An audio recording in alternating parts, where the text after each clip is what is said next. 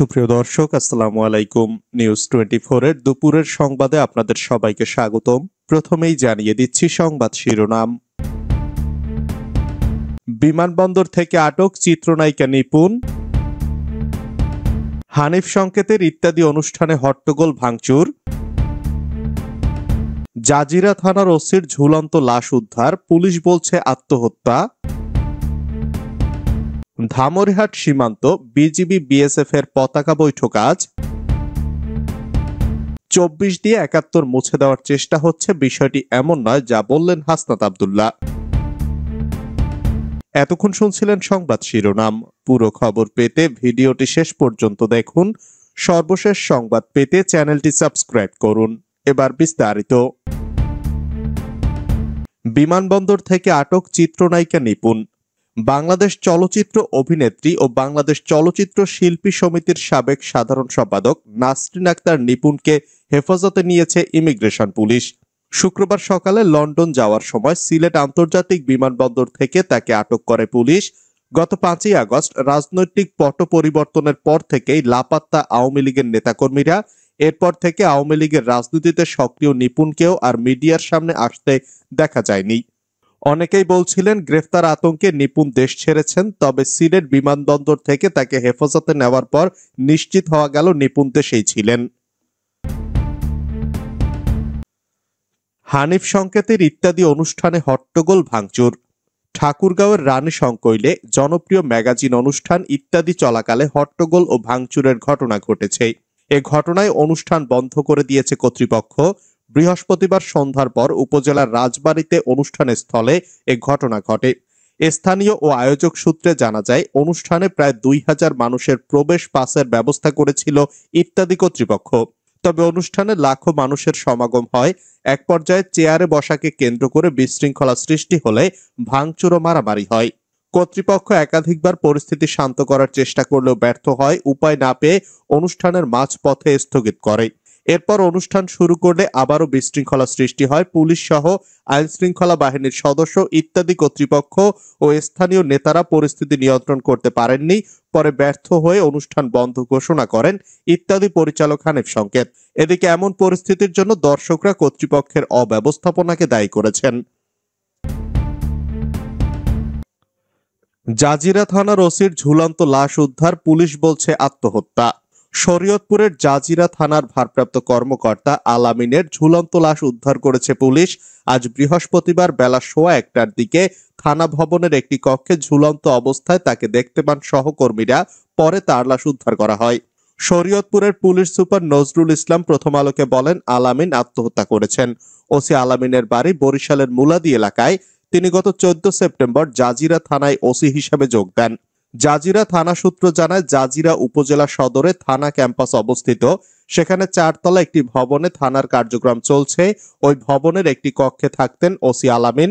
আজ বেলা 1:15টার দিকে থানায় কর্মরত পুলিশ সদস্যরা দেখতে পান ওসি আলামিনের দেহ তার থাকার কক্ষের একটি জানালার সঙ্গে ঝুলছে। পরে থানায় কর্মরত অন্য পুলিশ কর্মকর্তারা বিষয়টি শরীয়তপুরের এসপিকে জানান।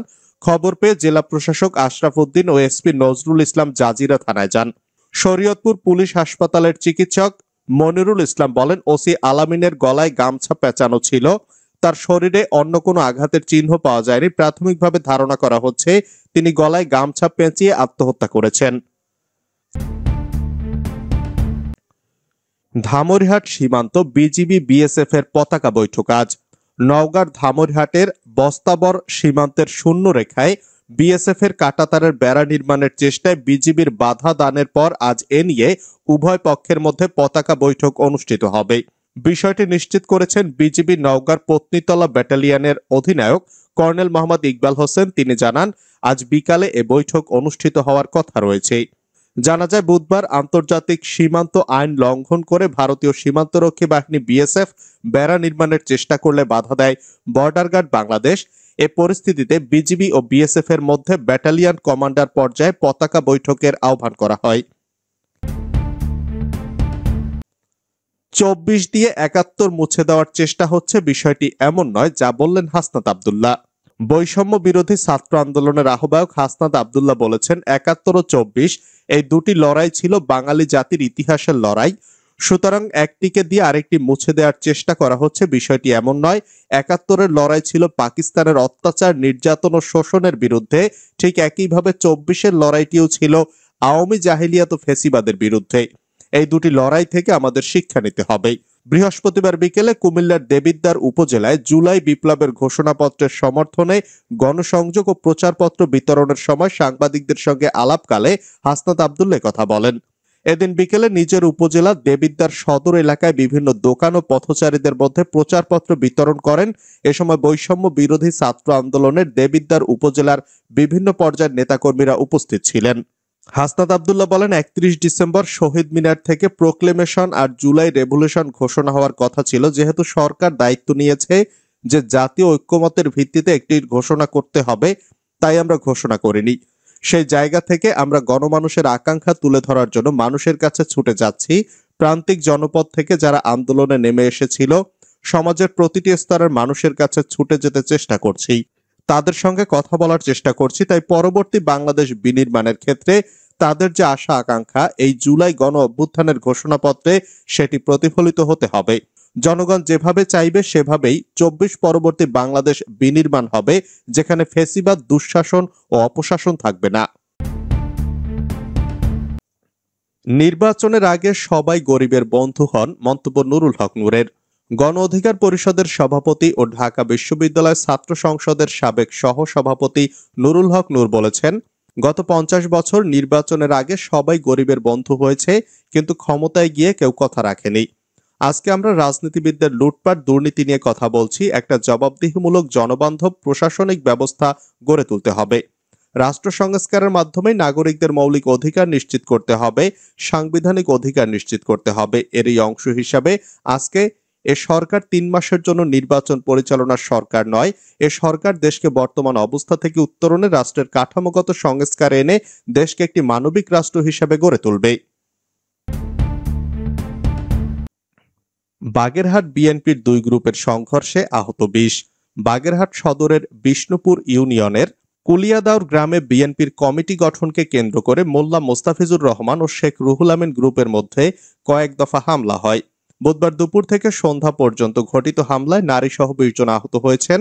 আহতদের মধ্যে ৬ জনকে বাগেরহাট ও খুলনা হাসপাতালে ভর্তি করা হয়েছে। এ ঘটনার জের ধরে সন্ধ্যায় শেখ রুহুল আমিন সহ তার ৮ ভাইয়ের বাড়িঘরে অগ্নিসংযোগ ও লুটপাটের ঘটনা ঘটেছে।